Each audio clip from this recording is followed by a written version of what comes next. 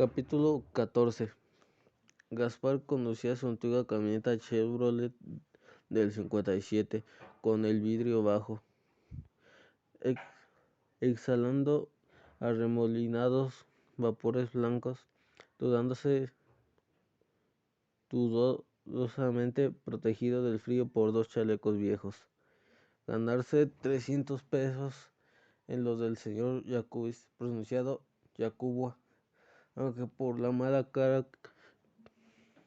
con que el viejo lo miraba, sabía que no estaba ni cerca de decirlo bien. No era una oportunidad que se daba todos los días, porque el magnate estaba convencido de que Gaspar, carpintero, mecánico, pintor, albañil, próximo técnico de computación y electricista, es último la razón por la que lo requerían, podía arreglar el problema de luz en la cuadra. Por supuesto, el señor Felipe Jacubis no sabía lo que Gaspar, que una buena porción de la planta eléctrica que alimentaba a San Isidro había explotado por un acto de terrorismo, o eso se barajaba, y que por lo tanto no había santo que pudiera arreglar el problema esa noche. Gaspar se lo había explicado al arrogante don, hasta que este mencionó que solo por la idea le pagaba 300 mangos. ¿Para qué molestarse? Pues encontrarle la verdad. A Gaspar le habían divertido con tanta tecnología. Los chetos carecían de un aparato mucho más viejo, barato e importante, la radio a pilas, con la que, sin duda, se habría enterado de primera mano de lo que sucedió. Por lo general, cuando Gaspar garcaba, sonreía, no podía evitarlo. Luego se lo olvidaría y andarían por ahí, guiándose un buen cristiano a quien Dios debía bendiciones por persignarse cada vez que pasaba frente a la iglesia. Pero esta vez no. Esta vez las comisuras de una boca pensaban, porque de algún modo su cabeza seguía amodorrada por un sueño interrumpido, sintiendo que el frío calaba en sus huesos. No había otra. El vidrio estaba muy empañado y el viejo truco del aire acondicionado no funcionaría, porque además el cristal estaba sucio. Y desde que había entrado a San Isidro, la oscuridad se había hecho tal que ni los faros de su vieja amiga eran suficientes para saber que despertaba el destino 10 metros más allá. Conocía las calles, pero andaba con cuidado. Ahora todo lo que deseaba era que el señor Jacuba no se pusiera pesado y que la farsa durase poco. Iría primero a su casa, luego a la calle, tocaría un poco este y aquel cable, le haría un gesto negativo con la cabeza, aunque después lo intentaría un par de minutos más, por puro farol, y entonces daría el veredicto final. El trato estaba bien montado, y ensayos había hecho muchos en su vida.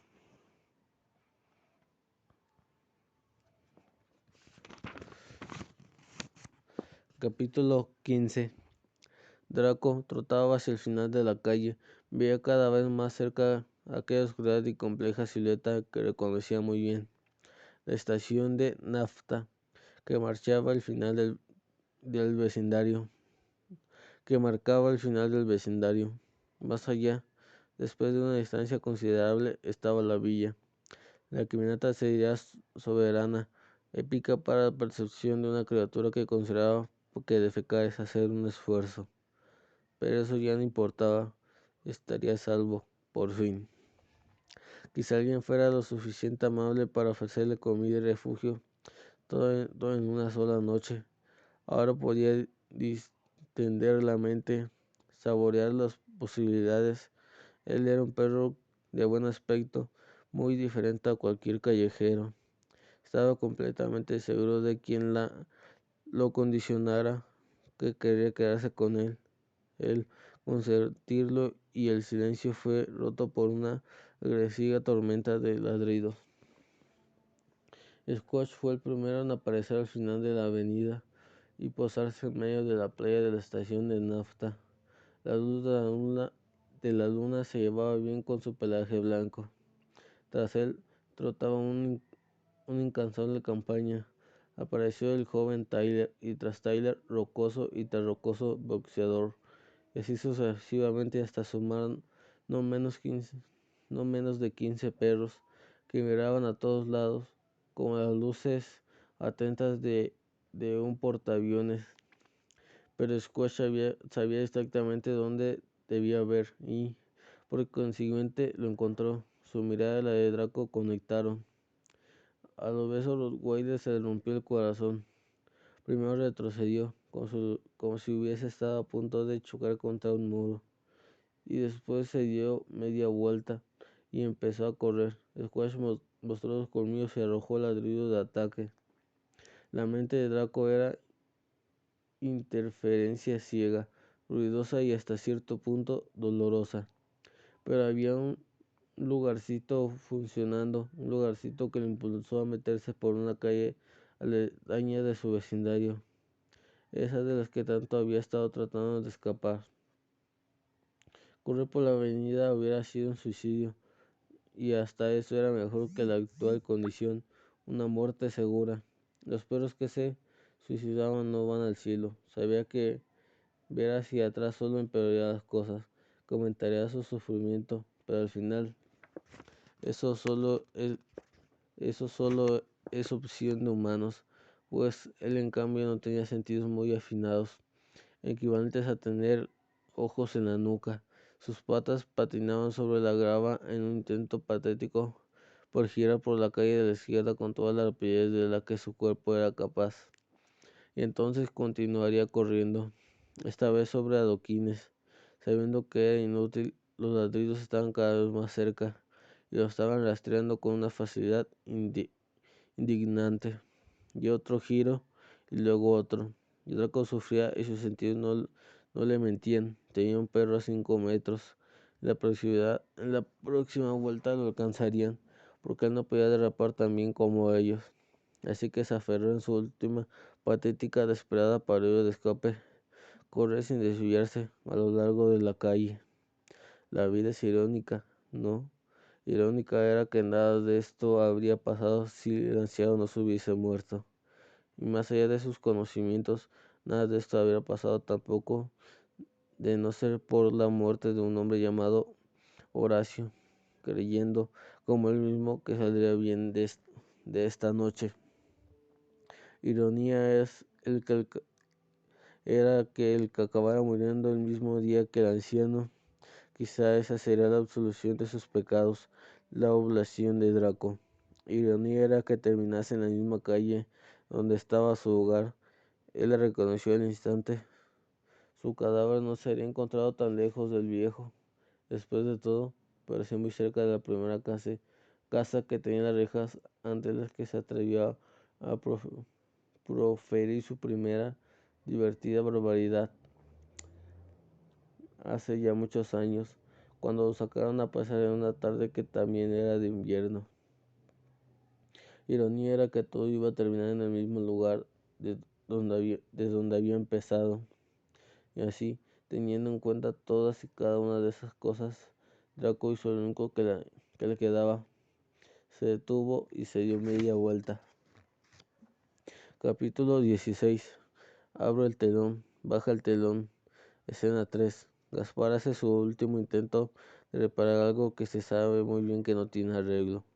Estaba subiendo las escaleras plegables que sacó de su camioneta. Se siente especialmente artístico esta noche. El amodorramiento por el sueño había pasado hacia rato, y por eso dirigió una mirada incisiva hacia abajo, donde el señor Yacuba, su mujer y tres vecinos más, todos linterna en mano, esperaban ansiosos por una buena noticia. Echa un largo suspiro, menea la cabeza varias veces y pasa la mano por su frente para limpiar un sudor que no estaba allí. Empieza a bajar la escalera con cuidado. Dice que el desperfecto debe ser otra cosa, que es algo muy irregular, muy extraño y muy grande. Con esto efectuó el brillante remate y su golpe de gracia. Se asegura de que el mandante no sospeche al día siguiente que Gaspara sabía que una planta eléctrica había explotado y que le había pagado 300 pesos por nada. En una semana o dos, sin dudar de su buena fe, el viejo no costaría para alguna cosa más. Todos amigos, y sospechaba que esto iba a pasar. Se lamentó el magnate, extrayendo la pipa de su boca. Exhaló humo y sacó un poco el labio inferior. No tiene caso llorar sobre la leche derramada. Traiga la escalera, Gaspar. Cara debe subirse al techo y arreglar una gotera. Quiero aprovechar. Y no ponga esa cara, que le voy a dar 300 pesos de todos modos. Una gotera, una tubería atascada en el lavamanos y una fuga en la ducha. ¿Habrá alguna cosa más que el señor deba arreglar? Antonieta hace memoria. Capítulo 17. Draco se sorprendió de que no le cayeran encima. Creía que si sería el fin, los perros hicieran un semicírculo a su alrededor sin tocarlo. Tyler, avísale a Sacel. Decirle que lo tenemos. El joven estúpido perro echó a correr con jadeos de emoción. Squash quería intercambiar un par de palabras con Draco, pero se contendría. Había muchas cosas que decir, pero la más fresca, la más urgente involucraba a Lucía y no podía adelantarla ante todos. Se privaría de llamarlo perro cobarde. Por eso no importaba, él no era un sádico. El destino que correría sería castigo suficiente. De hecho, los 30 minutos que siguieron a partir de ese momento, en pleno silencio, fueron un calvario terrible. Draco lo supo de inmediato. Era obvio que Azazel lo quería solo para él. Los demás solo presenciarían su muerte. Sin embargo, eso no opacó la sorpresa inicial de que nadie lo atacara. Aunque más sorprendente aún era lo que dejaba de suceder. No le gritaban, no le proferían insultos, no le retaban ni lo humillaban. Los perros se veían mutuamente, algo nerviosos. La voz de la conciencia colectiva no podía gritar más alto. La voz de la conciencia colectiva no podía gritar más alto, y cada minuto que pasaba se hacía peor. Aquella había sido una media hora que no olvidaría jamás, y ellos no eran los únicos que lo sabían. Draco también, así como tenía claro que el silencio culposo de ellos no le brindaba alivio alguno, sino indignación. Tampoco le daba esperanzas, no lo iban a dejar escapar de todos modos. 32 ojos estaban fijos sobre él, y el círculo se cerraba cada vez más. Se había acabado. El último respingo de esperanza se extinguió como un fósforo. Draco giró, viéndolos a todos. Y bueno, ¿qué están esperando?, exclamó. Pónganse en fila que me los garcho aquí mismo. Hubo más de una sonrisa cínica. Vamos, dijo, con voz temblorosa, que cuando termine hacemos una votación y decimos quién es el perro más puto de San Isidro. Va a estar difícil entre una manga de bichos tan distinguidos como ustedes. Nadie contestó. ¿Qué pasa? Son todos unos cagones, son todos unos cagones. Una voz humana prorrumpió de pronto. ¿Qué pasa ahí? El anciano barrigón se ajustó los anteojos y levantó la lámpara de aceite que llevaba en la mano. Entrecerró los ojos, tratando de enfocar su cansada mirada. La boina le resbalaba por la parte de atrás de la cabeza, a medida que alzaba la nariz. Babu, ¿estás ahí? Chucho malo, vení con papá. Se acercó un poco más, lo suficiente para iluminar la cara de la mayoría de los perros, como si fuesen personas escondidas dentro de una cueva. Vamos, perrito, vení. Ya podrá jugar en otra ocasión. Hace frío. Y una saeta feroz interrumpió en la escena. Azazel saltó sobre una altísima cerca y aterrizó sin esfuerzo sobre la grava, levantando una nube de polvo. El anciano lo reconoció y no hizo falta que los demoníacos y ardientes ojos verdes brillaban ante la luz del candil para que profiriera una larga exclamación de horror, soltara la lámpara y echara a correr. El aceite se regó en el pavimento y salpicó la hierba de la vereda. Las llamas no tardaron en alzarse. El crepitar del césped empezó a oírse y las luciérnagas volaron, brillando una última vez. Ah, Draco, si seas a él, caminando delante del fuego. Los perros comenzaron a agitarse y a gemir, disipándose. La mirada corrió despavorida, mientras que el resto abrió espacio, formando un círculo irregular. Azazel meneó la cabeza.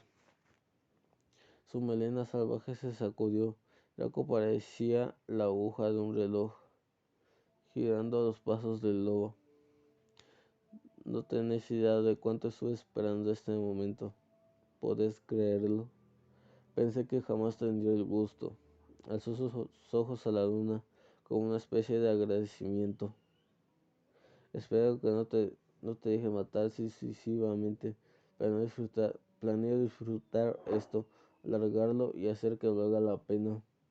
Me gustaría que dijeses algo como la última vez que nos vimos. ¿Te acordás? ¿Qué me ves, forrazo? Draco le contemplaba, mudo, y yo te dije, te haces el machito porque hay rejas de por medio. Quisiera que me demostrases que estaba equivocado. Sonrió obscenamente. Lo estaba, Draco. Ambos animales estaban en un plano de distancia, viéndose fijamente. Parecía una avioneta encarada contra un jet de combate. Las llamas crujían y se extendían al otro lado de una cerca alambrada, haciendo arder el hierro. La humareda negra manchaba la luna. ¿Qué sucede, forrazo? ¿Te quedaste mudo? Estoy pensando qué decir. Musito, Draco. ¿Crees que te dé tiempo? Muy bien, lo tenés. Te sugiero que aproveches, porque luego no vas a tener el hocico entero. Alzó su negra nariz sobre la del perro y mostró su afilada hilera de dientes. No puedes hacer esto, se quejó Draco. Es injusto, incluso para Azazel, que se esperaba cualquier cosa. Ese comentario fue sorprendente. Lo veo de manera divertida. ¿Qué gracia tiene matarme así? Siguió. Es equivalente a una cobardía. Si vas a pelear conmigo, tienes que darme alguna ventaja. ¿Alguna ventaja? Sí. El lobo arrojó una carcajada. ¿Qué ventaja querés? Primero que nada, no vale pedir perdón. Sí, pero de todos modos voy a matarte. Los diminutos insectos quemándose volaban entre ambos. Entonces la ventaja que podés darme es no usar las patas traseras, nada más las delanteras.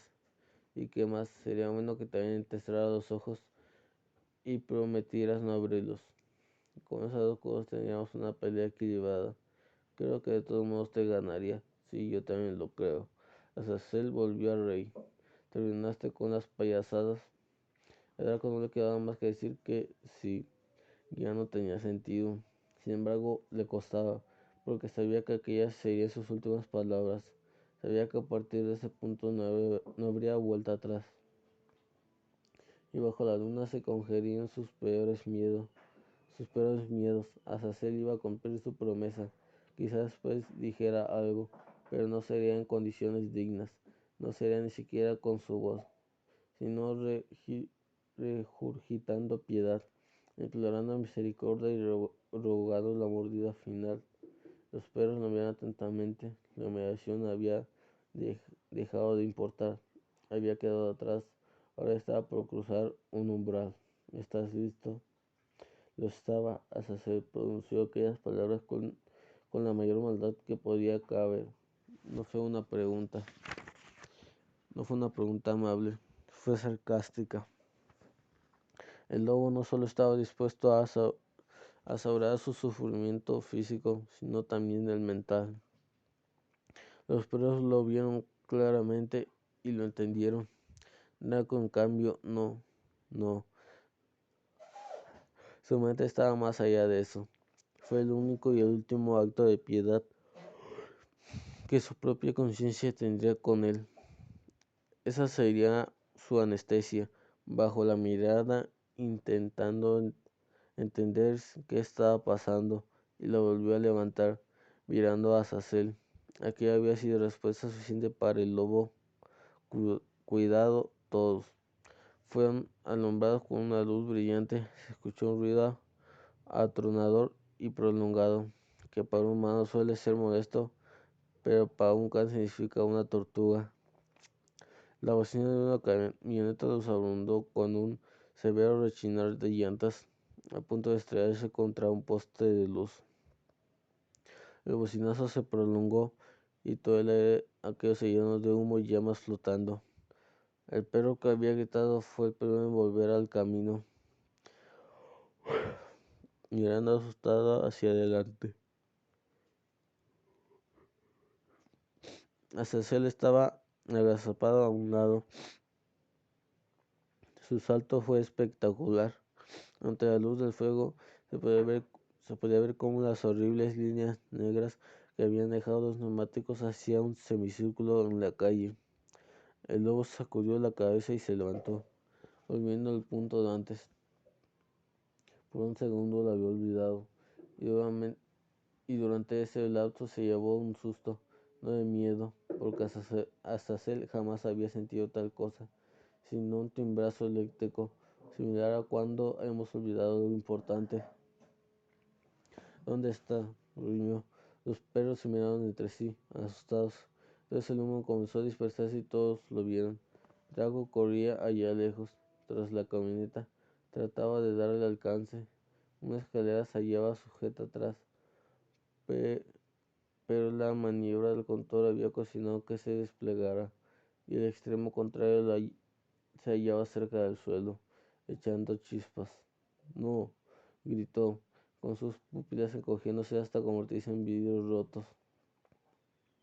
El lobo se precipitó tras él, ciego de furia. Draco corría con todas sus fuerzas. Ahora su mente gobernaba el cuerpo y exigía ir rápido, y más rápido aún. Creía que algo le iba a explotar dentro. Sentía ganas que no sabía que tenía. Más rápido, más rápido, más rápido. Se movía por instinto. No sabía cómo maniobrar sus cuatro patas en esos extremos. Es como cuando hay que tomar una curva a gran velocidad. Las reglas que conocemos del manejo comienzan a desdibujarse. Le estaba pasando lo mismo. Más, por favor, más. Y decidió cumplir. Bajó la cabeza, echando el horno todo lo que tenía. Hubo un alarido patético y sin pensarlo, saltó, se estrelló en el interior de la camioneta. Su golpe se le llevó a la luna por el medio y tiró una enorme caja de herramientas que se abrió, soltando cantidad de llaves e instrumentos que Cecil tendría que girar poco después. Levantó la cabeza y descubrió que estaba viendo doble. Sería irónico y de mal gusto que muriera ahí. Algo no había reaccionado bien al esfuerzo. Por primera vez en su vida, Draco había quemado más calorías de las que había consumido en un día. Algo se le había roto, o quizás no. Era la primera vez que sentía así de cansado.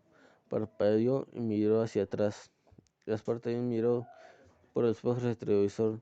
No tenía idea de que tenía un pasajero a bordo, pero todo lo que alcanzó a ver fue que, allí en la calle, un lobo oscuro lo perseguía y que, para colmo, media escalera se hallaba afuera, como invitándolo a subir. El hombre profirió un gemido de horror y pisó el acelerador. Azazel veía su oportunidad cada vez más lejos y maldijo, no solo entre colmillos, sino con el alma entera. Draco lo miró desde el interior, arropado en la lona, con cara de desconcierto.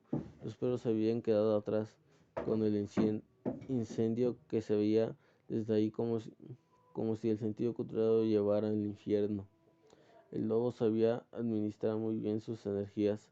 se las iba a jugar todas también. Sus juegos ya no eran de animal, sino plenamente satánicos. Pegó el salto, dispuesto a treparse a la escalera, y escuchó un ruido horroroso, y por un segundo le pareció ver que la cabeza calva del humano pegaba un salto involuntario. Le pareció ver también que Draco, a su modo, saltaba, pero sin usar las patas. Muchas cosas se bambolearon. Azazel no lo sabía, pero eso se le llama loma de burro, y el borde de la escalera le pegó un golpe en la quijada que nunca olvidaría. El lobo chilló y giró en el aire.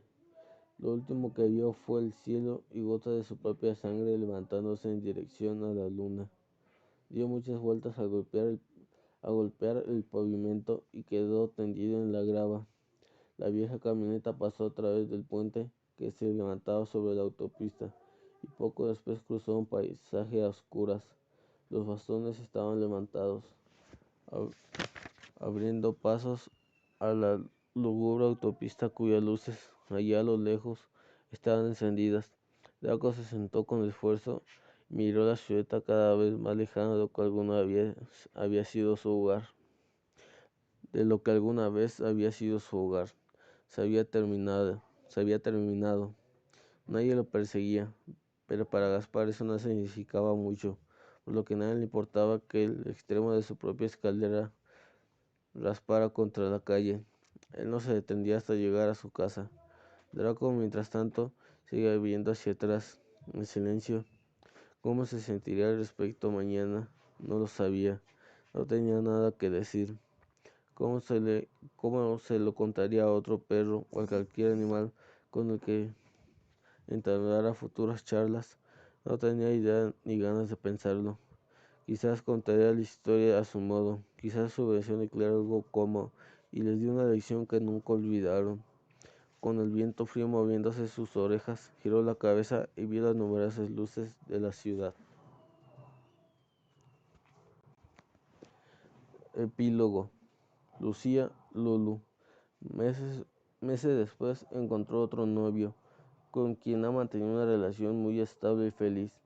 Están plenamente enamorados y pasan mucho tiempo juntos. Squash fue fiel a su secreto y jamás reveló nada que pudiera perjudicar a Lucía.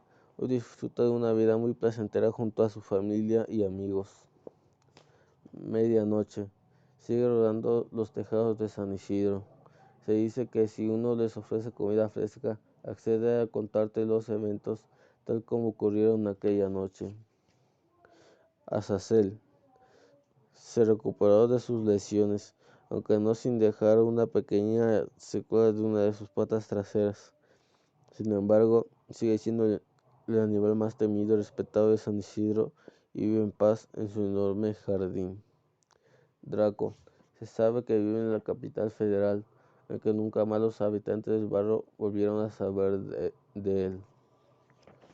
Escape de Buenos Aires. Capítulo 1. Esta historia comienza justo como la anterior, con una reflexión que, espero, a la par de la marcha con la que escribo estas palabras, no aburran al lector. ¿Te acordás cómo empezó la otra historia, verdad? Los perros, los guardianes eternos, centinelas por naturaleza. Bueno, resulta que todo eso fueron citas citables de un perro muy sabio que vivía en San Isidro. Pero pasa que el mundo de los perros es por lo general muy pequeño, muy limitado. Es como hablar de un filósofo muy bueno que vivió en la antigüedad, pero jamás salió de una aldea que estaba en medio del desierto. Un filósofo cuyas experiencias intelectuales alumbran a los hombres que viven cerca de él, desconociendo a tanta otra hipotética gente de lugares remotos en el globo. Hombres que seguramente hubiesen enriquecido bastante su limitado entendimiento cultural. Exactamente eso es lo que ocurrió con ese perro filósofo que vivía en San Isidro. Se había impresionado mucho de ver cómo como eran sus contemporáneos de otros lugares más grandes. Y en un lugar así, donde comienza esta historia. Capítulo 2.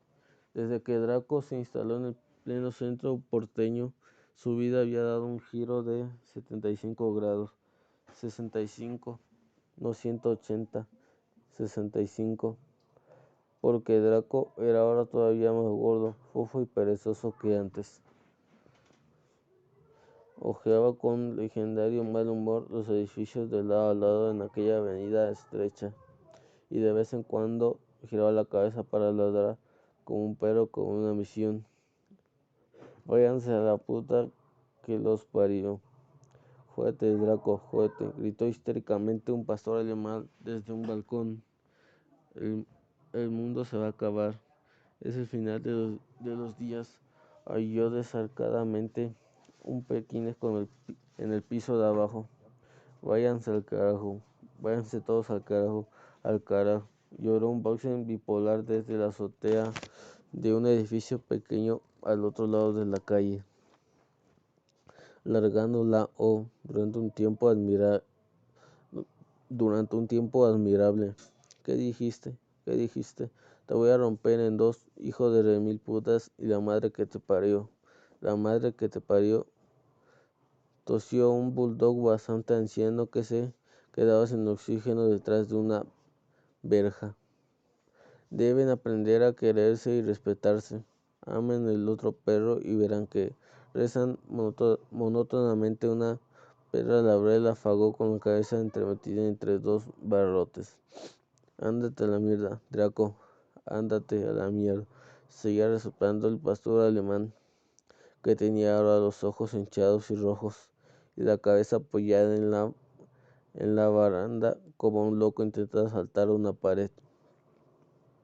Vení que te parto en dos, culo ancho, cabeza de melón, encifaleches, exclamó Draco mirando hacia arriba, justo cuando pasaba por encima de su balcón. Joputa, y la que te rimilpayó. Siseaba y gemía el bulldog a nadie, pero a todos a la vez, a punto de desmayarse por la falta de aire. 1. Esto debe tomarse como una mera suposición y no una descripción fiel de la realidad. Draco tiene un cuello tan gordo que muchos transeúntes, al mirarlo, han aterrizado preocupados que no tiene cuello en lo absoluto. Algunas personas, de hecho, 4 locales y un turista, en una coincidencia extraordinaria, gente que ni se conocían entre sí, lo han descrito como una morcilla con patas. El lector, por lo tanto, debe entender que el perro no mira hacia arriba, sino que intenta mirar hacia arriba. Un poco Carlino se asomó aparatosamente desde unas rejas y comenzó a sufrir lo que parecía un ataque de apoplejía. El cocker español sacó la cabeza por la ventana del auto y empezó a aullar. Sonidos de bocinas, vecinos ladriendo, gente gritando, perros ladrando, más bocinas.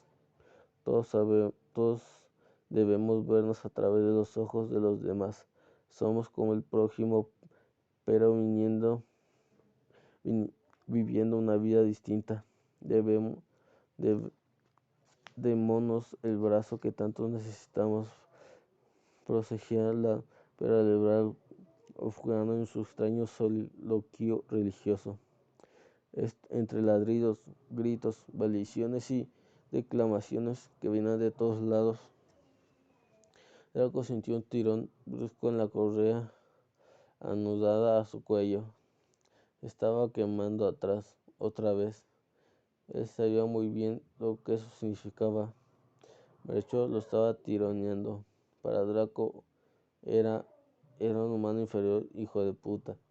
Para Melchor era ese perro de mierda que apenas puede caminar. Por lo general, en este punto, Draco, siendo el extraordinario artista del tormento que era, intentaría hacer la vida imposible, actuando deliberadamente lento y tardando incluso para la más mínima olfateada, lo que fuera, echando cierta miradita furibunda hacia arriba para medir qué tan irritado, cansado, desesperado por llegar a casa e ir al baño estaba el hombre. pero Melchor era otra cosa, lo sabía, y era mejor tener cuidado. Era un humano amargado y atormentado, que durante cada día actuaba como si la vida no fuera mejor que el contenido de un pozo séptico, después de haberlo escuchado para estar dormido en noches ocasionales. Draco sabía que sus aspiraciones se habrían hecho pedazos por un no sé qué, relacionado con una obra de teatro, entre un montón de goblins, elfos y un tal Felef, hijo de puta. Semejante desdicha le hacía manejar la cola de placer, pero lo cierto era que no entendía una mierda de nada. Y, y mientras meditaba en aquellos pensamientos, el pastor alemán del balcón finalmente saltó y se estampó contra la vereda sin que Draco ni Melchor siquiera se dieran cuenta. Los otros perros aludidos reanudaban con redobladas fuerzas sus cánticos demenciales y ellos se unían muchos otros aullando, lo que Draco tampoco entendía, o más bien tampoco sabía, encimando en su mundo excepcionalismo burbuja que lo aislaba de la locura demencial de Buenos Aires.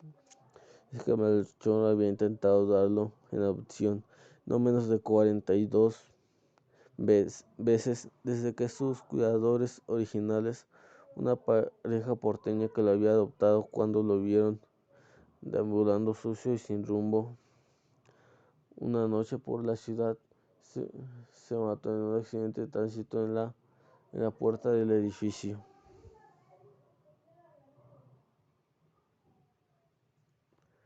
Aquel, aquel había sido un día gris, frío y lluvioso. Draco, recostado cerca de la chimenea crepitante, sintió el impacto, levantó la cabeza y se asomó entre las cortinas. Mirando para abajo, reconoció el automóvil blanco, ahora destartalando contra una pared. Reconocía los olores de sus dos ocupantes, con los rancios aromas del motor y la grasa que se entremezclaban entre ellos.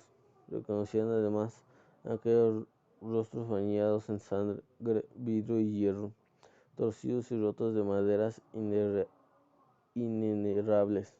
Y fue entonces que los oyó más que nunca por haberlo despertado de su siesta.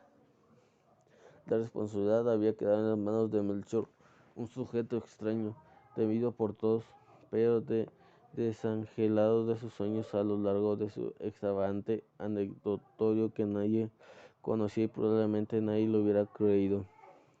Melchor recibió la adopción de Draco como recibía cualquier otra cosa en la vida, con indiferencia épica e indolencia legendaria, pero no tardó mucho en darse cuenta de que Draco no era un perro normal. Durante varias noches, en el silencio de la sala y ante una estufa a gas, él lo miraba con repudio y el perro a su vez le devolvió una mirada cargada con aborrecimiento de proporciones bíblicas. Si alguno de ambos hubiera abrigado un poquito de filosofía en esos hígados cargados de miseria, había llegado a reflexionar que se complementaban bastante bien. Después de todo,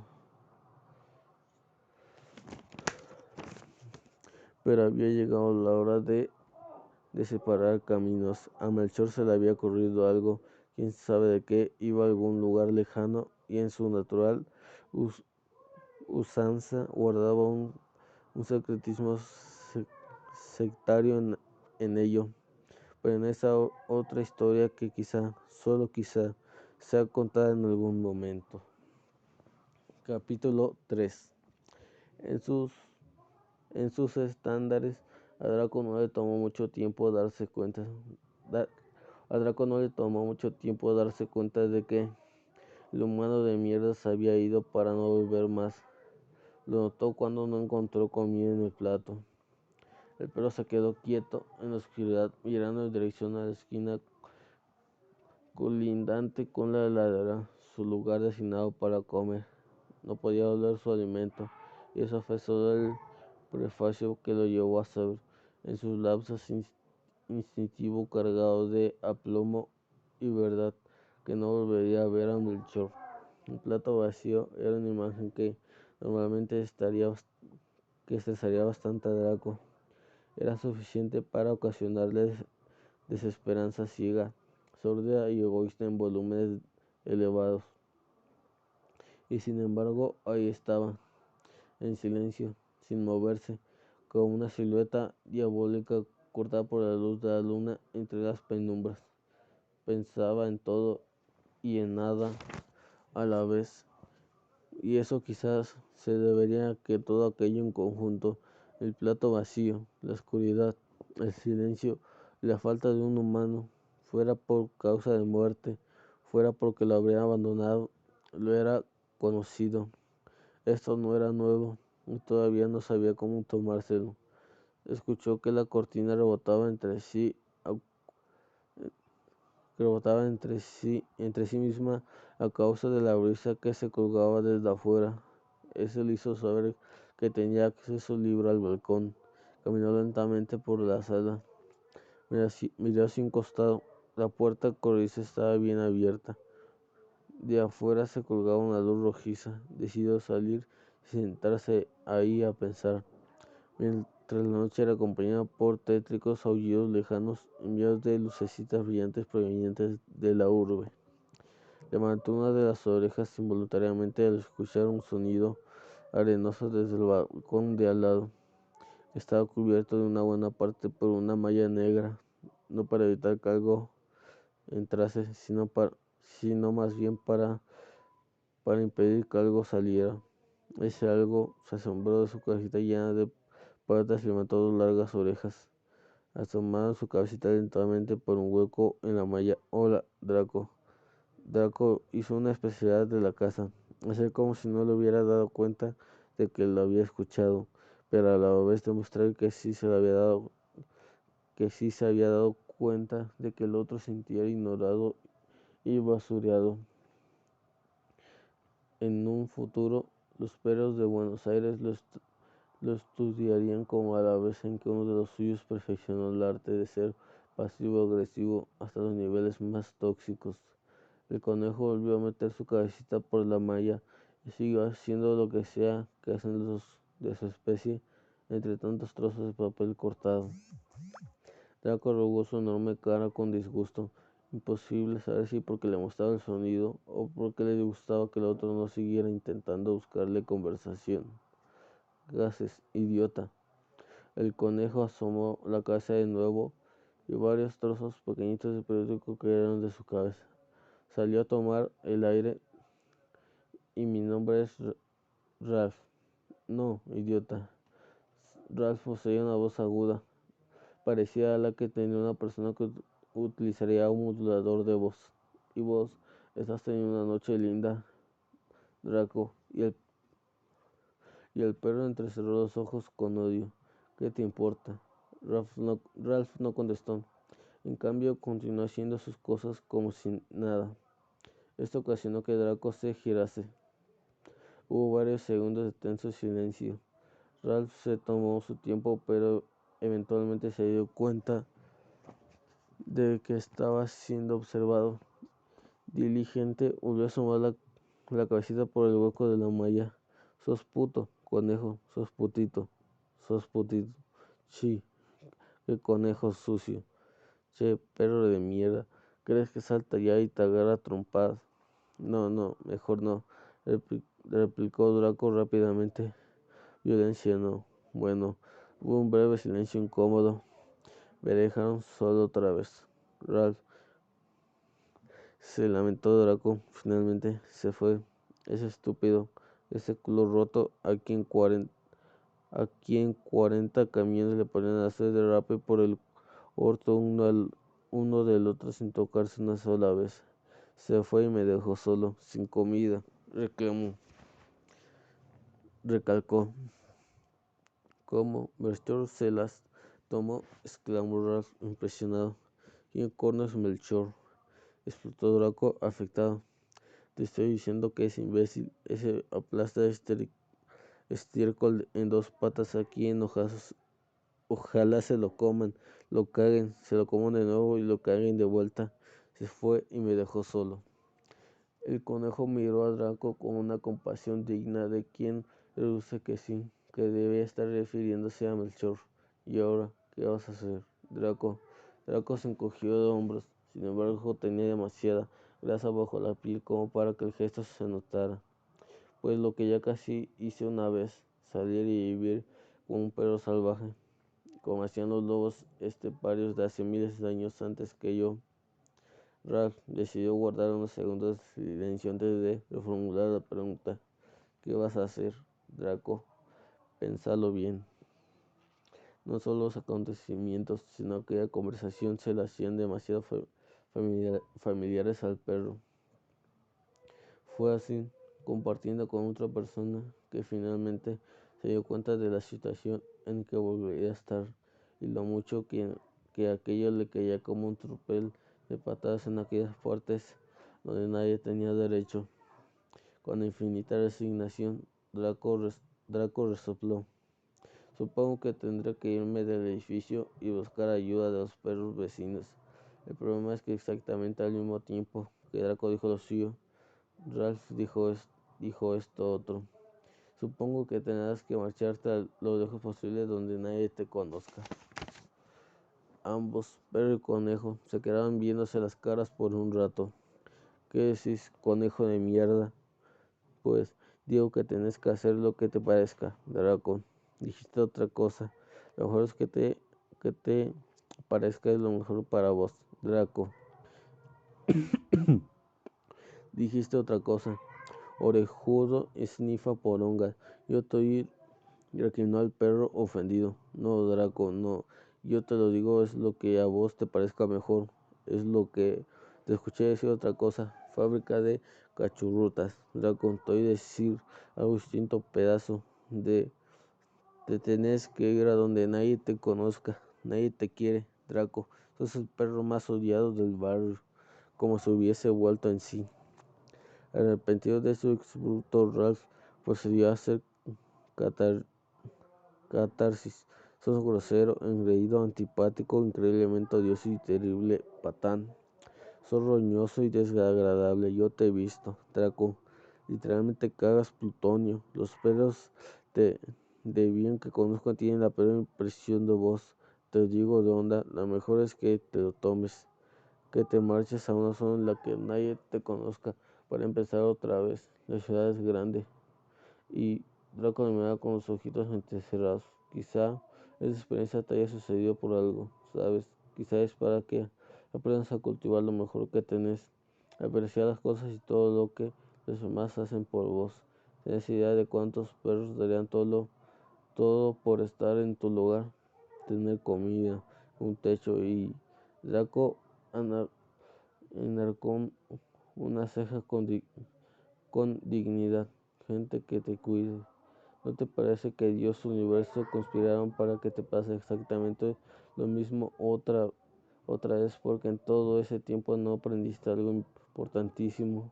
Jódete, en serio, Draco. Te jodiste conmigo, sos un mal amigo. Si algún día necesitas algo, no cuentes conmigo, ¿oís?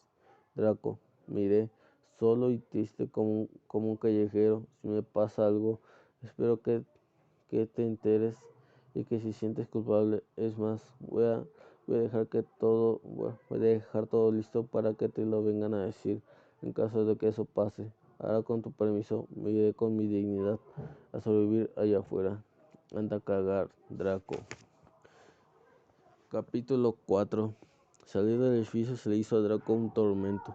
No por completar la tarea supiera un edificio intelectual en lo absoluto, sino porque él estaba acostumbrado a que lo llevaran en un ascensor y por las escaleras lo hizo recordar primero que era ateo, segundo que no era tan ateo y tercero que siempre pedía contar con un echarle la culpa a Dios. Llegar a la planta baja, saber que tenía que pararse en dos patas para dejar caer su peso sobre el largo picaporte que abría la puerta, hizo empezar a amenazar al universo con que si todo eso seguía así, se iba a rendir. Salió al estacionamiento del edificio y de ahí se coló por un hueco de la pared que conducía a una casa abandonada y en estado de ruinas que, que pronto sería demolida. Acceder a la calle desde ahí fue pan comido.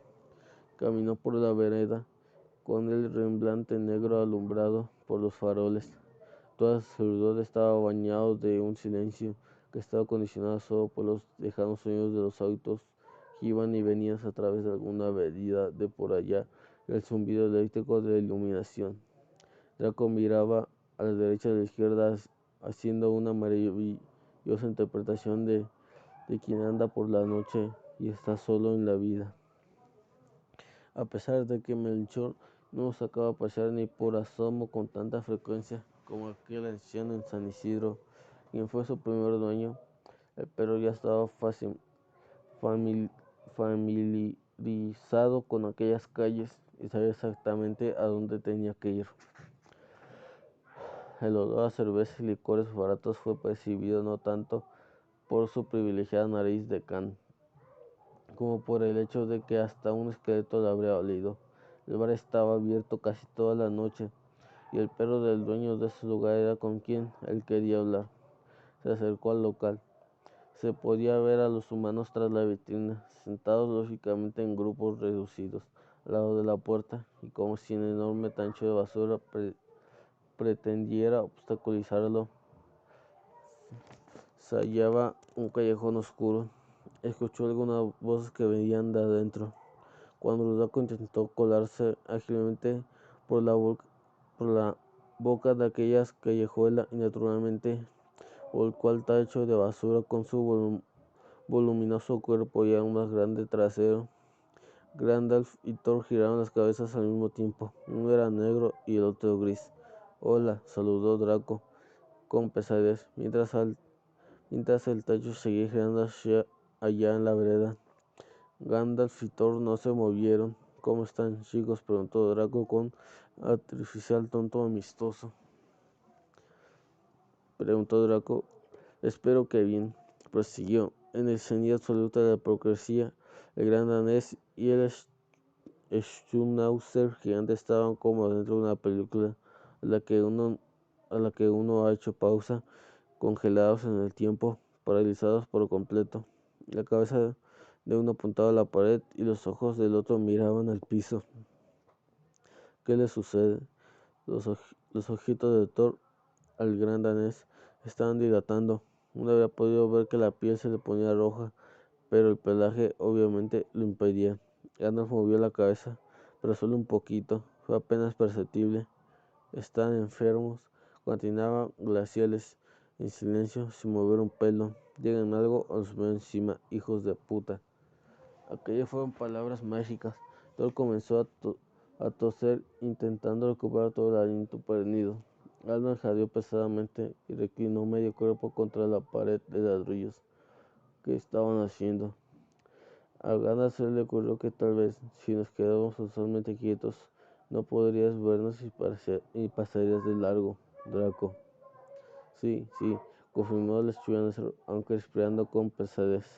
Lo vi una vez en una película que mi dueño puso en la casa. Your Ass is Park. Pero obviamente no funcionaba. Que lo parió. Draco empeñeció los ojos y regó la cara con desprecio. Así me tratan, ¿verdad? Sócrates rellenos de pus. Y que venía a traerles algo bueno. Gandalf y Thor se miraron escépticos. ¿Traernos qué? Preguntaron al unísono mirando de vuelta a Draco. Mi presencia perpetua. Mis dueños se fue. Estoy solo. Me mudo acá. Aquello había hecho reír a Thor, que era el que vivía ahí. Como se estableció antes, su mano era el dueño del bar, que no es porque no solo sospechaba con creciente horror que aquello no era una broma, sino que peor aún, tampoco era una pesadilla, ni alguna de sus perturbadoras historias, pero pasta, que tanto le encantaban. Draco, por favor, no. Pero justo cuando acabo de decir aquellas últimas palabras, una figura negra y rechoncha entre dos razas de perros enormes se puso en medio de ellos y se sentó, autoinvitándose a la pandilla. Su trasero hizo un audible plof al tocar la grava. Hubo silencio.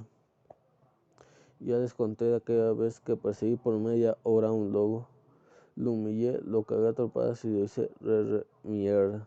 Hubo más silencio. Draco miró hacia la calle con indiferencia.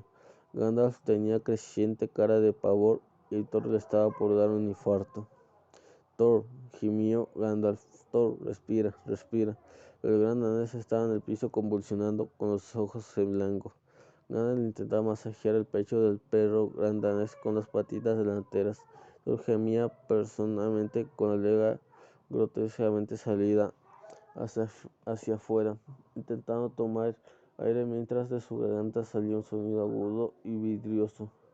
Draco seguía mirando a la calle con indiferencia, o al menos eso parecía hasta que dijo: Thor, ¿te parece que el alcohólico sorete que te cuida me pueda dar algo de comer? ¿No te importa que lo llame alcohólico sorete? No, es de cariño. ¿Te importaría compartir tu comida conmigo? ¿Dónde está tu plato? Tirado sobre su lomo. Thor meneaba apresuradamente las patas como si una mano enorme, negra y huesuda le estuviera arrancando el alma. Sus ojos estaban llorosos. Draco, por el amor de San Horacio, aulló Gandalf, ¿podrías callarte? Mira, mira lo que hiciste. Es porque está feliz. Thor chilló en protesta. ¿Cómo le haría un animal en el cenit de la muerte? Ustedes saben que yo habría hecho lo mismo por ustedes sin protestar, ¿verdad? Aquí ya fue demasiado para Gandalf. Andate, Draco, andate. Ladró, andate. No te quiero ver más por acá.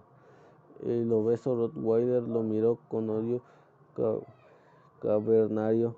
Ah, ya veo claramente por dónde van las cosas. Me di cuenta. Está celoso, ¿verdad, Gandalf? Celoso de Thor por mi amistad con él y por esta oportunidad. Tómatela, Draco. Ahí gimió Thor. El Schnauzer intentaba masajear el pecho con más fuerza. Draco giró los ojos. Estoy hablando en serio. Ladró Gandalf. Tómatela o te muerdo. ¿Quieres que no tenga dignidad? Ya no me interesa más estar acá. Thor respiraba con una desesperación y miró a Draco de manera suplicante. Entonces andate, chillo. No puedo. Ya me senté. Para levantarme de vuelta necesito tomar impulso. Mínimo 20 minutos. No te preocupes. Ya la orden está dada en el cerebro. Draco los miró con infinita malicia. Pero si querés, la cancelo.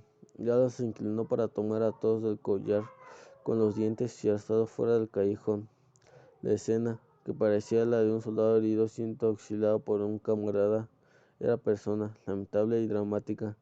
Ya al final del callejón, cuando solo tenía que doblar a la derecha para meter a su amigo en el bar, Gandalf levantó la cabeza y metiendo la pata pero muy profundo dentro del gran bolsillo de su compasión, unió entre dientes. En encontrar el jardín botánico hay mucho espacio allá y quizá, solo quizá, a los gatos no les importa que vivas entre ellos. Capítulo 5. Draco estaba en aprietos. Conocía la zona inmediata. Draco estaba en aprietos. Conocía la zona inmediata a su casa, pero el jardín botánico era otra cosa. Lo había oído mencionar alguna vez, pero aquello estaba bastante fuera de su radar y nunca nadie lo había sacado a pasear tan lejos. Sin embargo, pudo resolver el acertijo preguntándole a un perro noctámbulo que miraba hacia la calle desde un balcón muy cerca del suelo. Esto le indicó cómo hallar la avenida Santa Fe y, una vez ahí, a unos 20 minutos, acabaría por toparse con el jardín botánico. Gracias, cabeza de pija, exclamó Draco contento y poniéndose en marcha.